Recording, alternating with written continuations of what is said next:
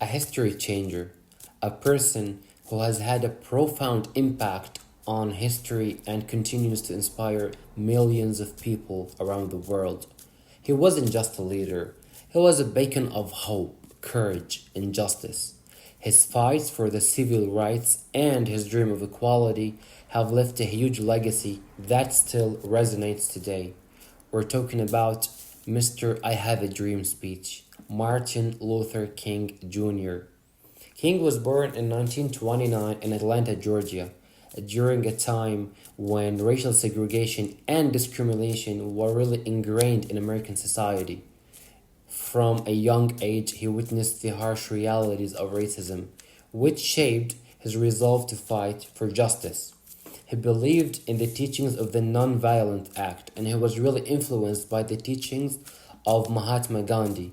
Then he understood that change could only come through peaceful resistance and love, not through violence and hate.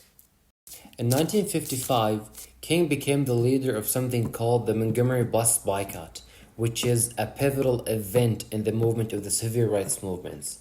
This movement started when Rosa Parks, an African American lady, refused to give her seat to a white man on a bus.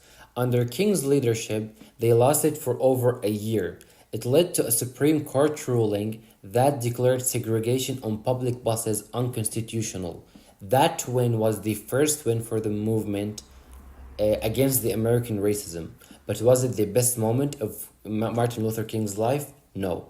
His most iconic, famous moment ever came in 1963 in front of the Lincoln Memorial when he delivered the most iconic speech of all times, I Have a Dream speech. In his speech, he spoke about his vision of a future people are being judged not by the color of their skin, but by the content of their character. But King's journey wasn't that easy. It wasn't without enormous challenges. He faced constant threats. He was arrested multiple times, often met with violence.